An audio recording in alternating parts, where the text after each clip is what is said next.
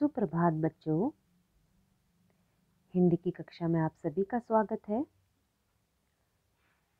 बच्चों, जैसा कि आप जानते हैं, हम पाठ 7 सूरज और बादल के बारे में पढ़ रहे हैं।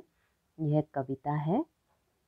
पिछली कक्षा में हमने इस कविता का गायन किया था और इसके अर्थ को जाना था। यह कविता सूरज और बादल पर आधारित है और इसमें वर्षा ऋतु के बारे में बताया है कि किस प्रकार से बादल आने पर सूरज छिप जाता है और बारिश होने लगती है। तो आज की कक्षा में हम इस पाठ का अभ्यास कार्य करेंगे। तो चलिए सभी अपनी पुस्तक निकाल लीजिए। अभ्यास। सबसे पहले है मौखिक। मौखिक का अर्थ होता है जो बोलकर बताया जाता है। ये सारे जो प्रश्न हैं, ये आपको इनका उत्तर मौखिक रूप से देना है, यानी लिखना नहीं है, बोल कर देना है। पर हम इसे कॉपी में लिखेंगे। हम बाद में इसे कॉपी में लिखेंगे और जो बाकी का कार्य है वो वाला हम पुस्तक में ही करेंगे। पर ये प्रश्न उत्तर हम कॉपी में लिखेंगे। ठीक है, तो चलिए आगे बढ़ते हैं। तो इसलिए इसको बाद में करेंगे, अभी इसको छोड़ दीजिए। तो लिखित कार्य करते हैं। पहला प्रश्न है, सही उत्तर पर, ये सही लगा है ना, इसका निशान लगाना है आपको। लगाओ। तो पहला है क, घड़े कौन है। तो घड़े कौन है? जिसमें पानी भरा घड़ा होता है, जिसमें हम पानी भरते हैं। तो पानी किस में भरा होता है, सूरज में या बादल में? सही उत्तर है बादल। ख है, काका कौन है। काका कौन है? जो कि बहुत तेज से गरज रहे हैं, अब जो बहुत जोर जोर से डांट रहे हैं। तो कौन करता है बहुत तेज, कौन गरजते हैं? बादल। सही उत्तर है बादल। तीसरा है ग, दरवाज़ा किसने बंद कर लिया है। किसने बंद कर लिया? कौन छुप गया है? सूरज। माँ ने नहीं, सूरज ने। सूरज सही उत्तर है, क्योंकि बादल आने पर सूरज छिप जाता है ना, तो ऐसा लगता है मानो सूरज ने दरवाज़ा बंद कर लिया है। घ है, यह कविता किस ऋतु की है। इस कविता में किस ऋतु का वर्णन किया गया है? वर्षा ऋतु, यानी बारिश के बारे में बताया है ना, किस प्रकार से सूरज छिप जाता है बादल आने पर और बादल बारिश करने लगते हैं। तो ये आपके उत्तर हैं।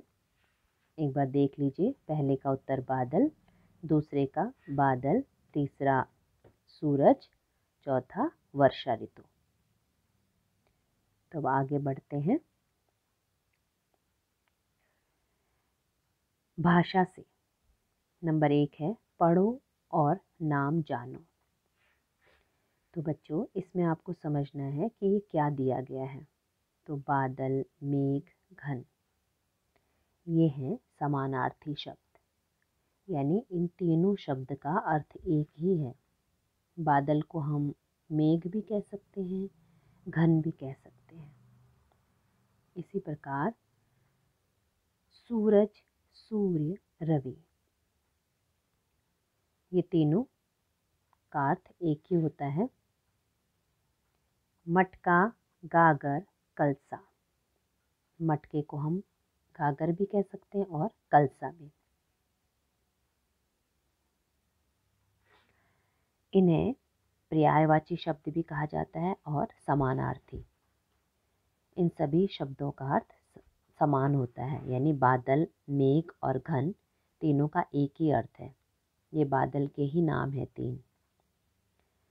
इसी प्रकार सूरज के भी नाम हैं, इसके अलावा भी होते हैं, भास्कर, दिनकर। तो इन्हें आपको अच्छे से याद करना है। तो आगे बढ़ते हैं। प्रश्न 2, शब्द बनाओ।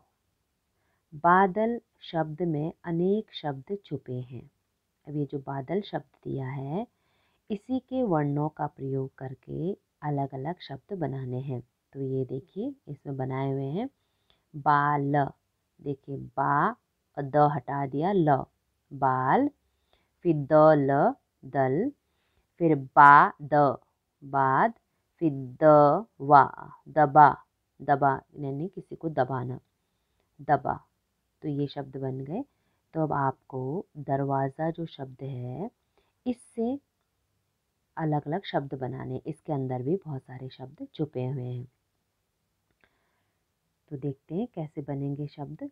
ये देखिए दरवाज़ा, तो दवा जो कि बीमार होने पर आप खाते हैं। वार यानी किसी पे वार करना, तलवार से वार करना, किसी को मारना। दर, दर का मतलब दरवाज़ा होता है। जैसे कहते हैं ना, तेरे दर पे आया मैं खाली हाथ न जाऊंगा। और रवा, रवा सूजी को रवा भी बोलते हैं। और वाद, वाद यानी बोलना। जैसे वाद विवाद प्रतियोगिता होती है ना, बोलकर हम आपस में एक दूसरे से वाद विवाद करते हैं, बोलते हैं, तो वो वाला वाद। तो इस प्रकार आपके 5 शब्द बन गए हैं। आगे बढ़ते हैं। प्रश्न 3, दिए गए शब्द से प्रश्न बनाकर लिखो। तो क है, उसका नाम मालती है, ये तो उत्तर है। तो इसका क्या प्रश्न होगा, और आपने यहाँ से ये जो शब्द है इसकी मदद लेनी है। तो उसका नाम मालती है, तो इसका प्रश्न क्या होना चाहिए, उसका क्या नाम है, उसका क्या नाम है या उसका नाम क्या है, दोनों तरह से बन सकते हैं। उसका नाम क्या है, उसका नाम मालती है। और ख है, आपको यहाँ से जो शब्द दिए इनकी मदद लेनी है। चैताली शिमला जा रही है। अब इसका प्रश्न क्या होगा, चैताली कहाँ जा रही है, तभी तो उत्तर होगा शिमला जा रही है। चैताली कहाँ जा रही है। और एक बात का ध्यान रखिएगा, प्रश्न में अंत में प्रश्नवाचक चिन्ह लगता है, तो ये आप ना भूलें। अगला है ग, यह गिलास रवि ने तोड़ा है। अब इसका प्रश्न क्या बनेगा, यह गिलास किसने तोड़ा है, किसने शब्द का प्रयोग करेंगे आप। यह गिलास रवि ने तोड़ा है, ये तो उत्तर है। इसका प्रश्न होगा यह गिलास किसने तोड़ा है, प्रश्नवाचक चिन्ह। अगला है घ, विकास रो रहा है। तो यहाँ पर जो क्यों दिया है ना बेटा, ये गलत है, आप इसे कट कर दीजिए, इसकी जगह लिखिए क्या, क्योंकि इसका उत्तर ये विकास रो रहा है, तो क्यों शब्द का प्रयोग नहीं होगा, यहाँ पर होगा क्या शब्द का प्रयोग। विकास क्या कर रहा है, तभी तो इसका उत्तर होगा विकास रो रहा है। विकास क्या कर रहा है।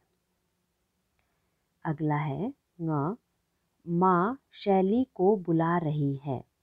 तो यहाँ है किसको, तो प्रश्न कैसे बनेगा, माँ किसको बुला रही है, माँ शैली को बुला रही है। तो आप उत्तर दिए हुए हैं, आपको प्रश्न बनाने हैं, और प्रश्न बनाने के लिए यहाँ पे दिए हुए शब्दों की मदद लेनी है। इसमें से एक शब्द गलत है, क्यों, तो इसको काट कर आप यहाँ पर क्या लिख लीजिए। आप इस सारे काम को अच्छे से करिए, ध्यानपूर्वक करिए, किसी भी प्रकार की कोई त्रुटि ना होने पाए। और करने के बाद एक बार आप स्वयं इसे चेक करिए। तो बच्चों, मिलते हैं अगली कक्षा में। अपना ध्यान रखिए। धन्यवाद।